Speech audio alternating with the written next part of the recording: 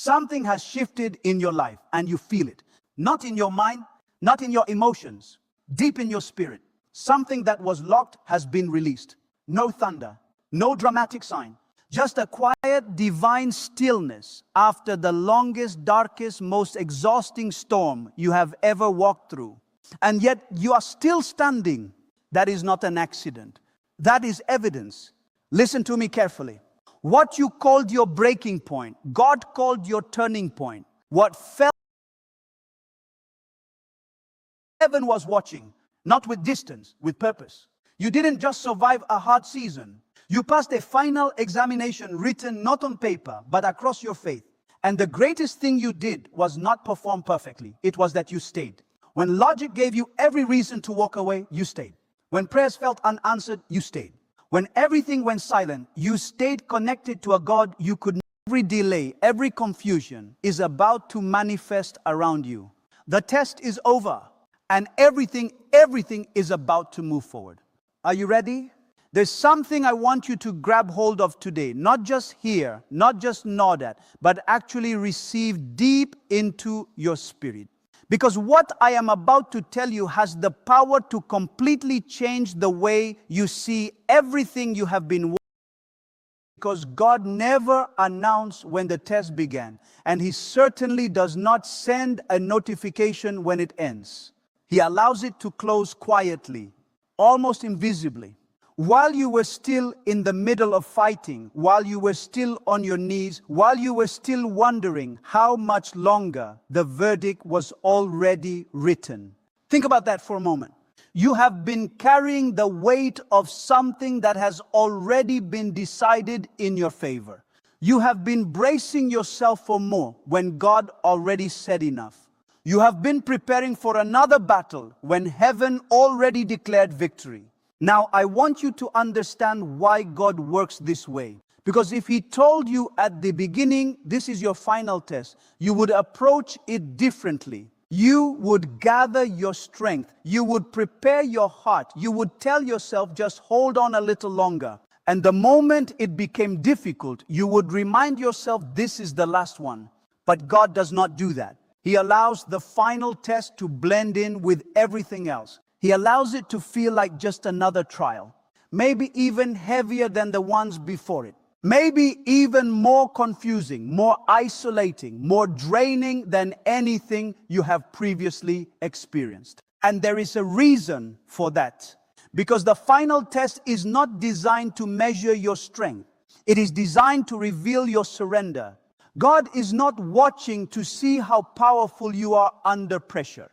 He is watching to see whether you will still trust Him when nothing around you confirms that He is working. He is watching to see whether your faith is connected to outcomes or anchored in His character. And that kind of faith cannot be performed. It cannot be rehearsed. It can only be proven through a season that gives you every legitimate reason to let go, and you choose to hold on anyway. And you did. Maybe not perfectly, maybe with tears running down your face, maybe with moments where your voice broke and your confidence shook and your sense of direction completely disappeared. But you did not walk away. You stayed in the tension. You stayed in the uncertainty. You stayed when everything in your natural mind was screaming that nothing was changing. That is not weakness. That is the most powerful thing a human being can do, to keep trusting an invisible God through a very visible storm.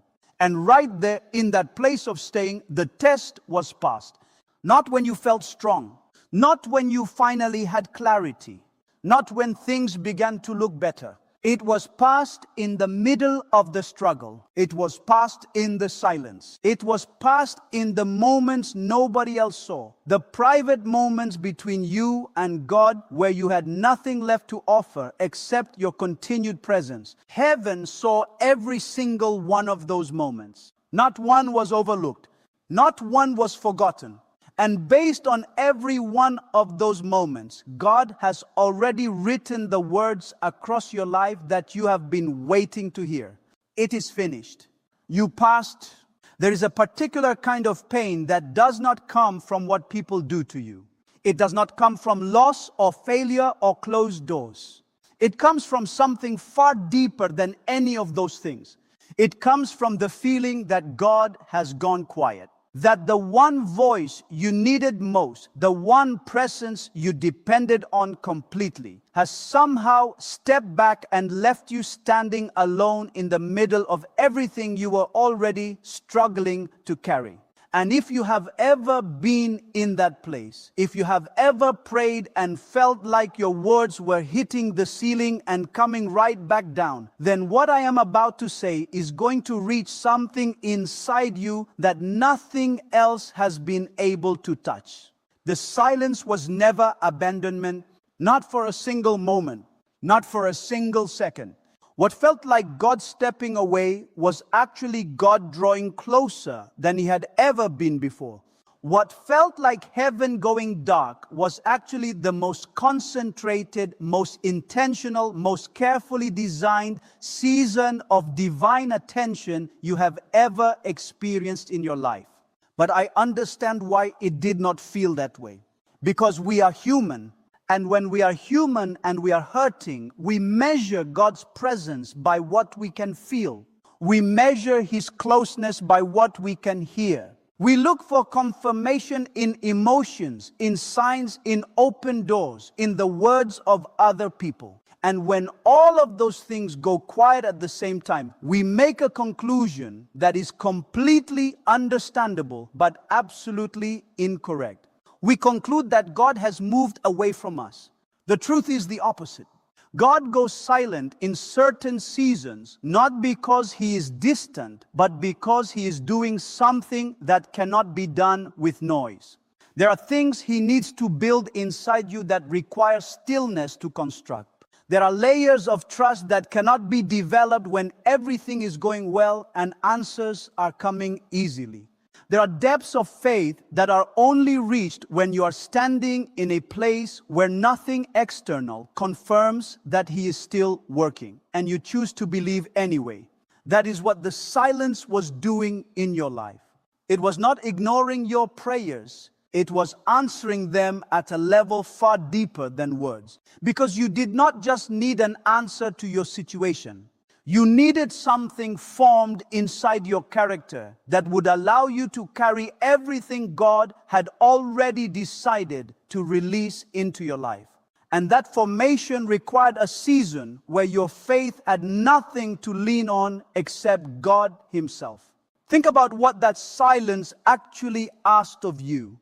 It asked you to trust a God you could not hear. It asked you to keep praying when prayer felt like a one-way conversation. It asked you to keep believing when every visible thing around you suggested that nothing was moving. It asked you a question that words could never form. Will you still stand when you cannot feel me?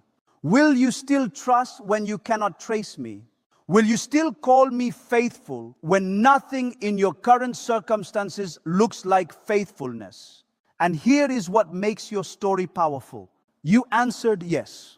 Not always confidently, not always without doubt, but somewhere underneath all the confusion and the exhaustion and the questions, your spirit held on.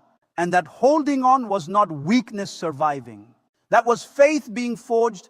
That was trust being deepened in ways that comfortable seasons never could have produced. The silence was not comforts disappearing, familiar patterns being broken apart. And while all of that is happening, while everything feels like it is falling, something is actually being built. Something stronger than anything that was removed. Something more stable than anything that was taken. Your foundation is being reinforced in places that nobody can see but God. Because what God builds on the inside cannot be touched by what happens on the outside. Your circumstances can shift in a moment, and they will. But what has been established in your spirit through this season will not shift with them. That is the difference between someone who receives a breakthrough and someone who sustains one. The external change is temporary if there is no internal transformation to support it. But when the inside has been rebuilt, when trust has replaced fear, when peace has replaced panic, when surrender has replaced control, then what God releases into your life lands on solid ground. You have been changed by what you walked through, not broken by it, changed by it, permanently, irreversibly. And that change is not just preparation for your breakthrough, it is the beginning of it. I want you to do something right now. I want you to think back, not with pain, not with regret, but with honest awareness. Think back to who you were before this season started. Think about how you carried yourself. Think about what used to keep you up at night. Think about the things that used to shake you, the words that used to wound you, the situations that used to completely unravel you. Think about the fears you lived with, the insecurities you dragged around, the need you had for constant reassurance from people who were just as uncertain as you were. Now look at yourself today. You are not the same person. And I do not mean that as a motivational phrase. I mean it as a spiritual reality. Something has been permanently altered inside you. The pressure that was designed to destroy you actually did something that comfort never could have done. It transformed you. It stripped away everything that was fragile. It exposed everything that was built on the wrong foundation. And what is left standing after all of that? What refused to collapse, no matter how hard everything pressed against it? That is the real you. The version of you that God always saw even when you could not see it yourself. There are things that were taken from you in this season that you grieved deeply. Relationships that shifted, confidence that wavered, a sense of direction that temporarily disappeared. And in the middle of losing those things, it felt like you were losing yourself. But what was actually happening was far more significant than loss. God was removing every dependency that was keeping you from walking in your true identity. He was breaking every attachment that had quietly become more important to you than your connection to Him. Not out of cruelty, out of love. Because He could see what those attachments were costing you even when you could not. Human validation used to carry a weight in your life that it was never designed to carry. The opinions of people used to have access to your peace that they were never supposed to have. Certain comforts had become crutches that were slowing down your development without you even realizing it. And God, in His precision and in His love, allowed this season to loosen every single one of those things from your grip. Not to leave you empty, but to fill those spaces with something that cannot be removed by circumstance or taken away by people. What has been built inside you through this process is not temporary. It is not a seasonal strength that will fade when the pressure lifts. It is a permanent restructuring of who you are at the deepest level. Your identity is no longer tied to what you have, what people think, or how things are going around you. It has been anchored in something that does not shift. And that anchoring, that settled, quiet, unshakable sense of who you are is something this season produced in you that no comfortable life ever could have. For a long time, you were not really living. You were surviving. And there is a significant difference between the two that most people never stop long enough to recognize. Surviving means every single day is about making it through. It means your energy is consumed by managing fear, containing anxiety, and bracing yourself for whatever comes next. It means you wake up in the morning already tired because your spirit spent the entire night carrying weight that was never meant to be permanent. Surviving